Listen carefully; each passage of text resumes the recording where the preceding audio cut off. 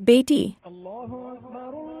बेटी सिर्फ एक रिश्ता नहीं, वो एक पूरी नस्ल की तालीम है।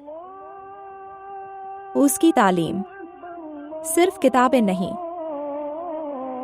उसकी सोच, उसका अखलाक और उसका मुक्तदर तय करती है।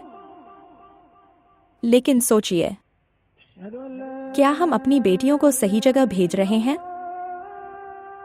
क्या वो किसी गैर मान्यता प्राप्त स्कूल का हिस्सा तो नहीं बन रही? ऐसे स्कूल जहां न तालीम मुकम्मल, न माहौल महफूज, न कोई जिम्मेदार और न ही दीन का कोई असर।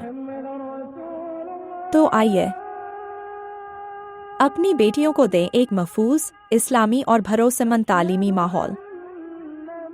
दाखिला दिलाए मदरसा दारुल हुदा में, जहां है कुरान, सुन्नत, हदीस, अकीदा, इंग्लिश, मैथ, साइंस, कंप्यूटर, बेहतरीन तालीम, उम्दा तरबियत और रोशन भविष्य का रास्ता। पता: मदरसा दारुल हुदा, मोहल्ला शरीफ नगर, कस्बा शिशगढ़, जिला बरेली।